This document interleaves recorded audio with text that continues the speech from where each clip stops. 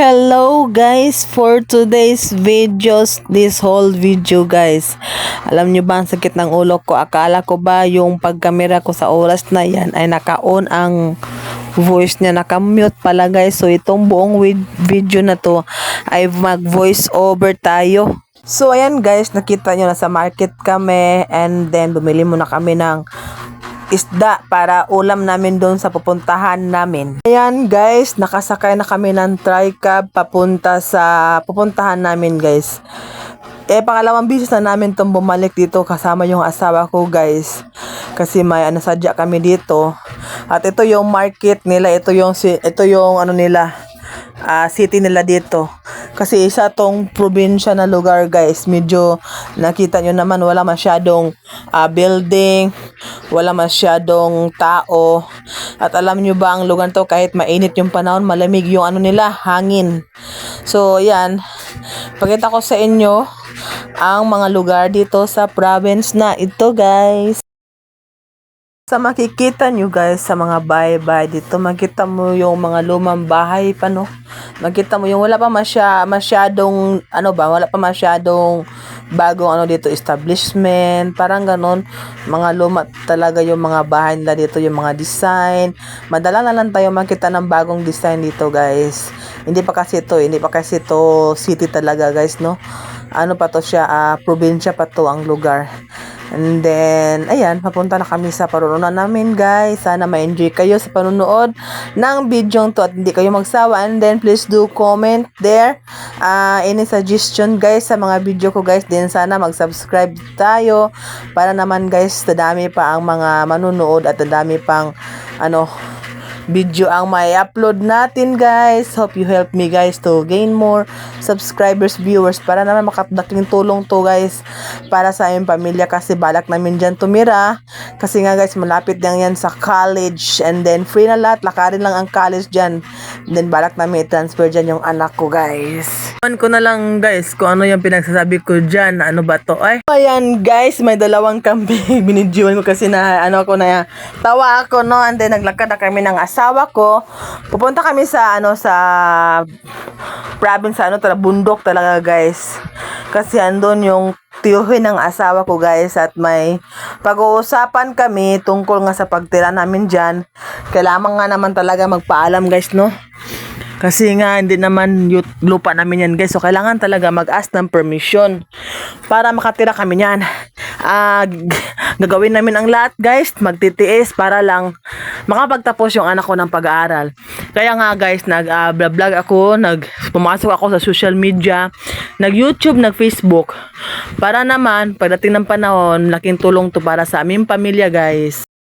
Ito na yon ang mahirap na sitwasyon. Pababa kasi ito guys ng bundok nga, pababa talaga, at saka maputik at matirik ang daan. Medyo natatakot ako kasi hindi nga ako sanay sa ganito no, pero lalaban tayo guys para naman to sa kinabukasan natin.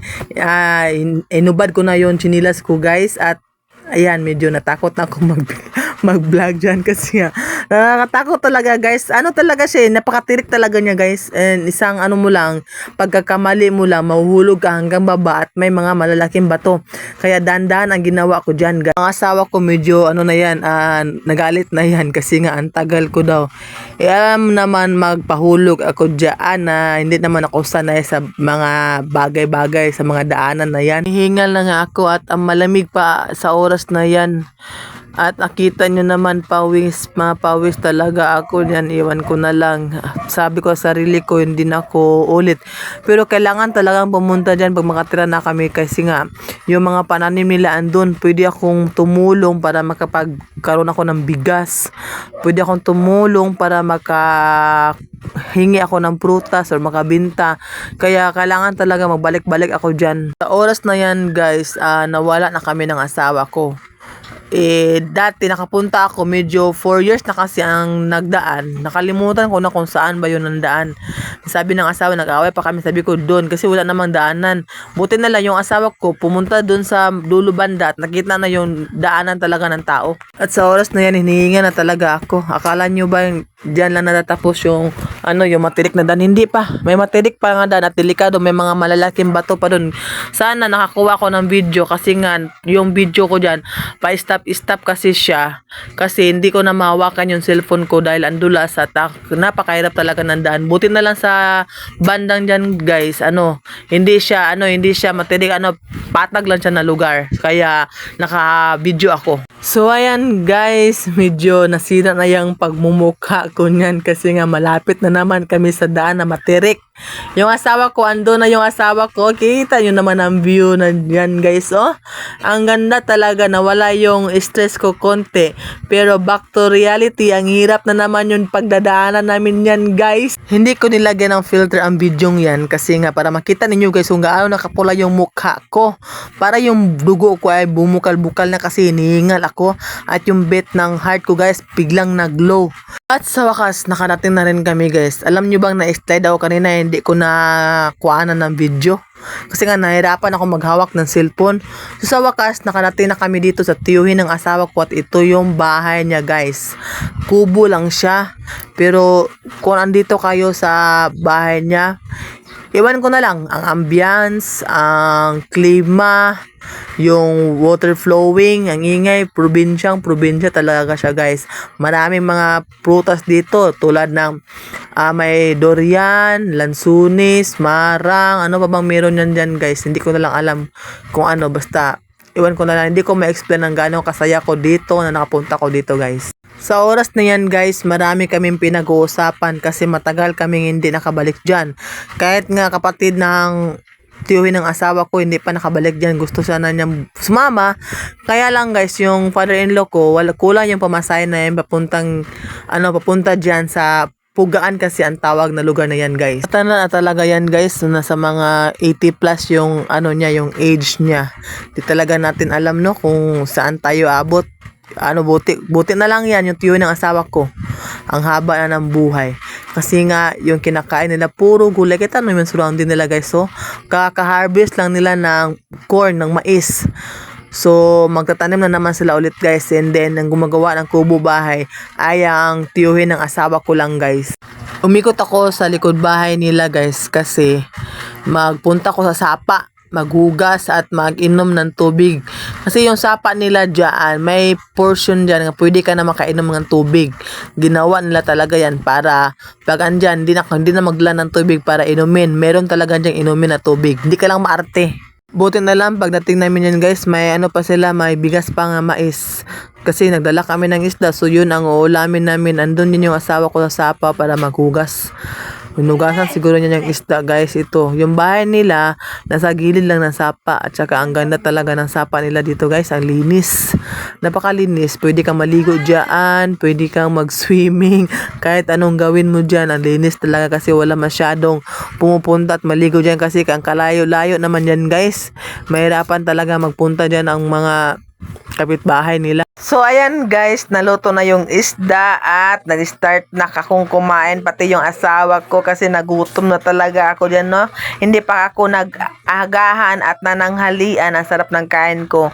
Ang kanin ko yan ay mais, then may isda na sinugba grill, ano bang tawag niyan guys, at may suka. Habang kumakain kami dyan ay nag-usap-usap kami sa mga bagay-bagay na nangyayari sa mga buhay-buhay namin yan. At sa likod may mga audience nga na nakikinig sa amin, which is mga kasamahan na ng tiyuhin ng asawa ko guys. Hindi maganda pag ikaw lang mag-isa, babae ka, pupunta ka dyan kasi pag malasing yan sila guys, hindi na natin alam kung anong mangyayari no. So dapat pag pupunta ka dyan, dapat may kasama kang lalaki kundi asawa mo. Hindi pwede mag-isa ka pumunta doon o dyan pag ikaw lang isa, kasi mga lalaki ang nandyan, puro mga nagiinuman naman sila minsan at laseng. So kita nyo ang magandang views dyan guys, napakaganda talaga guys. And guys, andyan ako sa sapa, naghugas ng pinggan na ginamitan namin kanina at nakita nyo ba yung bamboo na may tubig na nag-flowing? Yan ang pwede yung mainom kasi ang tubig na yan guys galing sa ilalim ng lupa, which is maraming mga ihi ng uod, ihi ng ano pa bang nasa ilalim ng lupa guys, may mga minerals ika nga nila. Pero hindi na natin alintana no, kasi alam naman natin yung katawan natin may mga bacterias din naman guys. Oras na yan guys ay pauwi na kami ng asawa ko. So ayan, hindi masyado maganda yung pagka-video ko niyan kasi nga nahirapan akong umakyat guys, and then binigay ko yung cellphone ko sa asawa ko at sinabihan ko siya, videohan mo ako para makita talaga nila kung gaano katirik ang dinadaanan namin. Di na nga ako mahinga masyado yan guys, kaya lang we have no choice kasi yan talaga ang daanan, wala namang ibang daan kundi yan lang talaga. Kung hindi ko yan gagawin, hindi naman ako makakauwi ng. Then guys, pinawa ko sa asawa ko yung cellphone kasi ako nahihirapan ng umakyat. Din ako makahinga masyado guys. Yung heart ko tsaka yung blood pressure ko biglang tumaas at bumilis yung pagbit ng aking dughan, aking heart. Muntikan akong makulaps niyan guys. Akala ko makukulaps na ako kasi di talaga ako makahinga, pero hindi ko lang talaga pinapansin yung pakiramdam ko. Sabi ko lang sarili, kaya ko to para lang makaabot sa taas. Iwan ko ba? Ayan, nakaakyat na ko sa taas at tingnan nyo ang ganda-ganda ng view, pero pakita ko sa inyo kung saan bundok na naman kami dadaan guys. Another bundok na naman guys, another nakakahingal. Pat kasi kituyuan, ano ba to gagawin ang lahat para lang maka-upload ng video, no? Kahit buhay mo pa ang kapalit guys. Ako parang parang wala lang yan, pero sa sarili ko na talaga, iba na talaga yung pakinandam ko. Hindi ko lang pinapakita sa asawa ko guys yung kasi dibdib ko ang bilis ng pagtibok guys.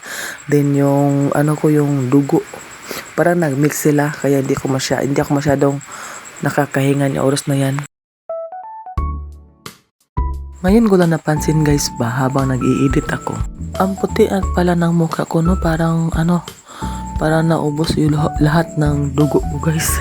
Parang mawalan talaga akong ng malay pag di ko kinakaya kung napapadala ako sa pakiramdam ko.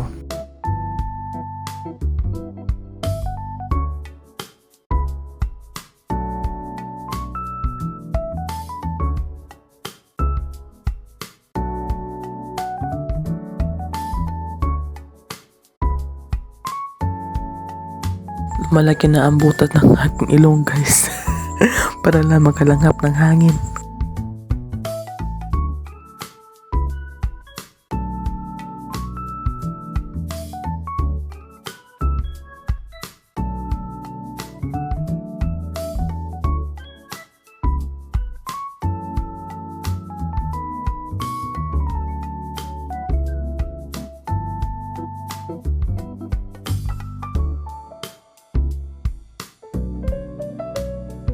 Malapit na kami guys, yung asawa ko andun na sa taas, sa dulo niyan. Yun na yung patag na pupuntahan namin.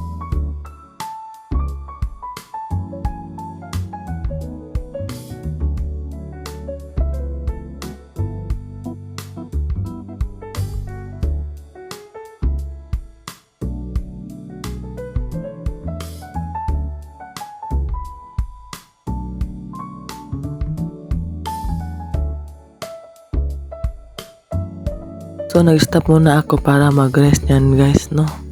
Para naman mo-listen yung pagbit ng heart ko at ang mukha ko yan, pulang-pula na talaga guys. At yung mga damit ko at yung bra ko, basang-basa na yan. Lamig pa naman ang panahon ng oras na yan. Hindi talaga madali yung ginagawa ko guys. At sa wakas, nakaabot na kami sa bata guys. Naka-relax ako. Tingnan nyo nga yung mukha ko guys, no? At dyan ako na relief yung pakiramdam ko guys. Kumaan yung pakiramdam ko sa oras na yan. Yung dugo ko para talagang parang kumukulo talaga siya.